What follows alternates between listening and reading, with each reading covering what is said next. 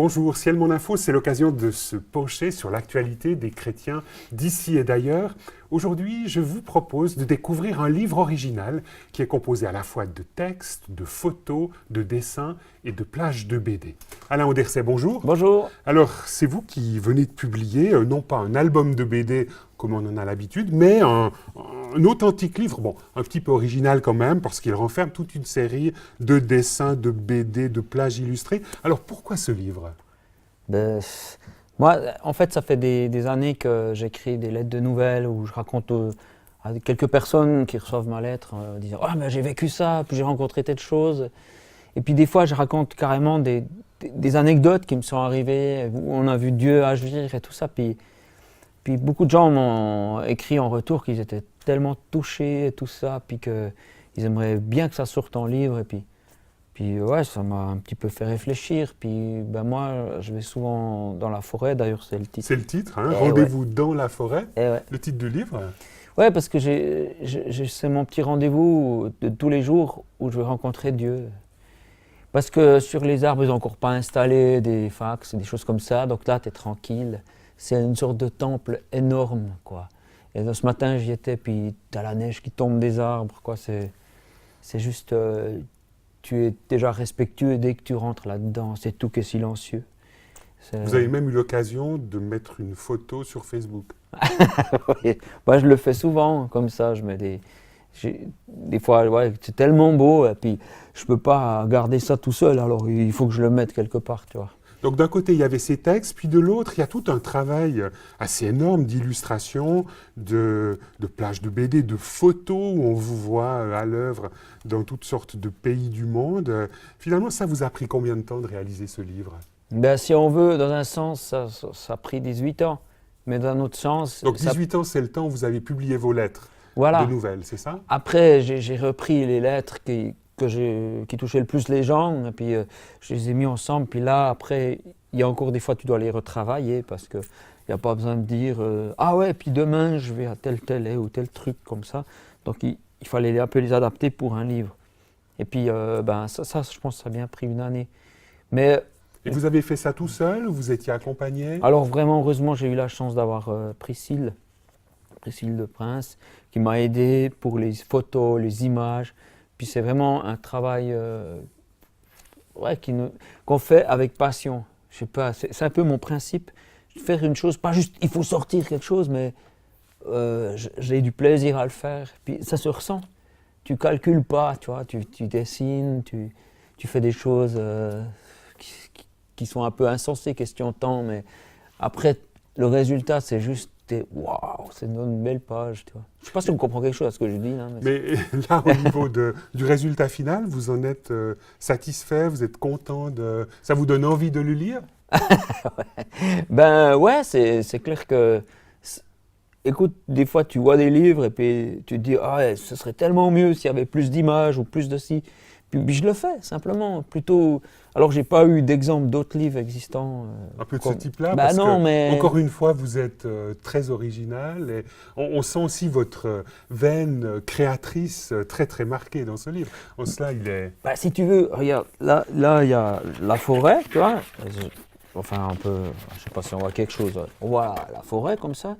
Puis l'idée, c'est que quand tu ouvres le livre, puis tu as de nouveau des feuilles, puis de nouveau des feuilles, et puis là, comme ça, puis comme si tu rentrais dans la forêt avec moi.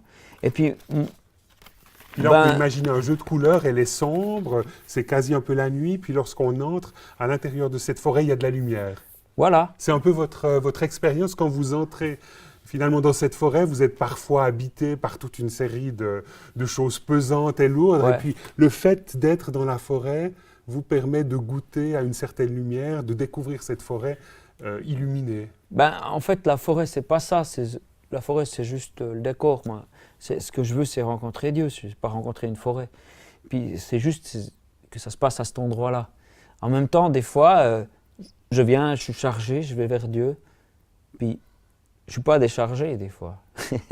C'est vrai, c'est pas magique. Donc ça n'est pas magique. Mais des fois, je sais pas, mais j'ai rencontré quelque chose de Dieu, puis ça me donne une force qui me permet ce que je porte, de le porter, tu vois. Ou bien d'autres choses, où je rencontre des gens, c'est impressionnant tout ce qui est sorti rien que par ce petit bout de temps dans la forêt. Je ne fais pas l'ermite, hein, c'est pas un truc extraordinaire. Je suis pas un Mais vous y homme passez beaucoup de temps dans Mais votre non, quotidien? même pas. Vous allez faire... En fait, vous vous baladez, puis en même temps vous réfléchissez. C'est-à-dire, je vais au boulot, et puis comme Non, mon... attendez, vous habitez juste au-dessus Ben de votre justement. atelier, donc vous pourriez descendre les quelques marches. C'est un Et raccourci qui me fait peut-être une demi-heure, 3/4 d'heure. Des fois, je me perds, ça fait un peu plus, tu vois. Et puis, mon but, c'est pas juste de faire mon devoir de prière. J'ai vraiment envie de rencontrer Dieu. J'ai même pas envie de prier, tu vois. J'ai envie de lui parler. J'ai pas envie de lui dire, oh Seigneur, blablabla, puis remplacer toutes les virgules, tu vois, par Jésus, comme ça. J'ai envie de le voir, tu vois, le chercher vraiment. Et je dois être honnête, des fois je vais, puis j'ai l'impression de parler tout seul, ou je me dis, purée. Mais tout à coup, sans faire exprès, j'ai traversé une frontière, puis là, je suis à côté. Quelques secondes, on est les deux ensemble. Puis ces quelques secondes, ben, ça te nourrit pendant... Je crois que des années après, tu te souviens de ces quelques secondes. Et c'est ça, c'est un truc tout bête en fait, qui est à portée de tout le monde. Juste passer du temps avec Dieu. Vous diriez pas que vous êtes une sorte de mystique de la forêt? Ben, ça dépend à quelle heure vous me retrouvez là-dedans. Oh, C'est vrai. vous y allez, semble-t-il, à la fois de jour comme de nuit. Ouais, je n'ai rien à faire, toi. Moi, des fois, j'ai des insomnies. Bon, plutôt que me battre, je pars, je me balade dans la forêt. Alors, c'est clair que tu rentres dans une dimension beaucoup plus mystérieuse quand tu rentres la nuit. Il fait super sombre. Puis, ouais, tes yeux s'adaptent, mais tu es vraiment tranquille. Et puis, je dirais que la forêt est beaucoup plus habitée de nuit que de jour, et donc ça fout encore plus peur. Mais ça fait rien. Tu es dans la nuit comme ça, puis tout à coup, paf, une ouverture dans le ciel. Parce que c'est une clairière, et puis tu vois l'univers, puis tu te dis, ben, je parle à la personne qui a fait ça, et puis ça relativise déjà tes problèmes. Tu dis, ouais, en fait, Dieu est plus grand que mes problèmes. Hein. Ah ouais, c'est chouette. Puis tu continues ton chemin, puis ouais, c'est... Voilà, je le raconte avec mes mots, comme ça, tout ça. Alors, ce qui m'a frappé dans votre livre, Rendez-vous dans la forêt, c'est une histoire, celle qui s'intitule La feuille fragile. Ah Est-ce bon? qu'en 2 mots, vous pourriez dire, évoquer cette expérience assez surprenante d'une feuille qui restait suspendue dans l'air sans qu'on n'y voit rien, c'est ça, sans qu'il y ait un fil ou quelque chose qui la retienne à autre chose? Ben, je vais essayer de me souvenir de l'histoire, mais c'est ça, quoi. Je vois une feuille, je suis en plein sur mon chemin en train de parler au Seigneur, puis je vois une feuille comme ça en l'air. Je me dis, c'est dingue ça. Puis elle va tomber, là, mais elle reste comme ça. Puis je me dis, oh, sur moi un fil, tu vois, d'araignée, comme ça. Puis je continue, et puis je marche, tu vois. Puis après, je me dis, mais et si c'était pas un fil d'araignée, si c'était miraculeux? Puis tu passes à côté, puis tout ça. Puis alors je reviens, puis je regarde, puis je vois en effet un fil. Je me suis dit, ah, tu vois. Puis après, je me suis dit, mais c'est rien, mais ça me fait penser des fois à la relation qu'on a avec Dieu ou avec certaines personnes. Ça tient un fil, c'est pas grand-chose. Il suffirait de oublier, d'aller à ce rendez-vous pour que, clac, ça s'arrête, tout ça. Et puis, après, j'ai rencontré des gens sur mon chemin. J'ai dit, vous avez vu? Puis ils ont dit, oui, on a vu, la feuille suspendue. Puis je me suis dit, c'est dingue, c'est rien cette feuille suspendue, c'est un fil d'araignée, c'est rien du tout. Et puis les gens ont remarqué. Alors il y a bien sûr un gros balourd de sportif qui va passer outre parce qu'il écoute sa musique à quoi.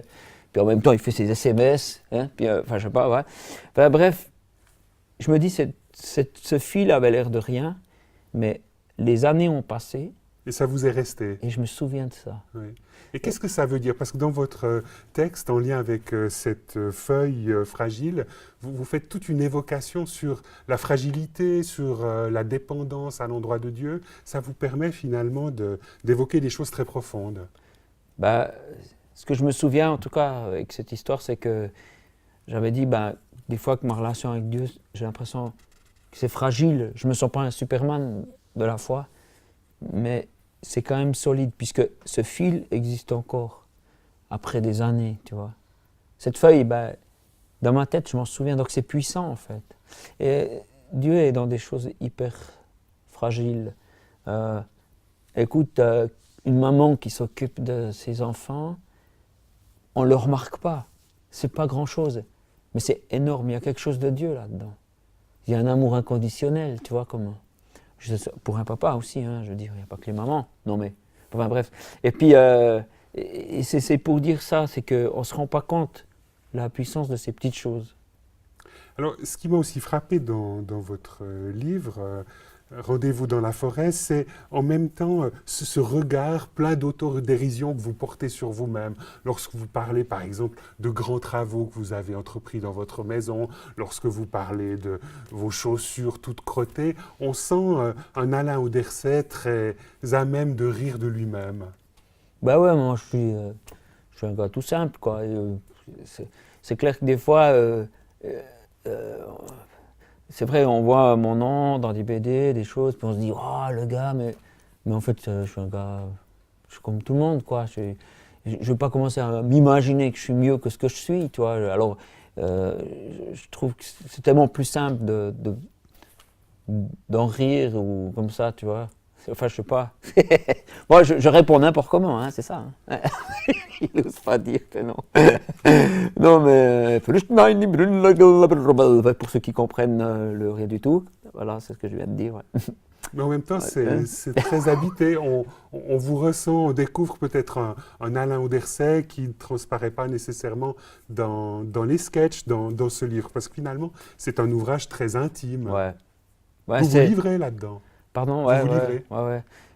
En fait, j'enlève les carapaces.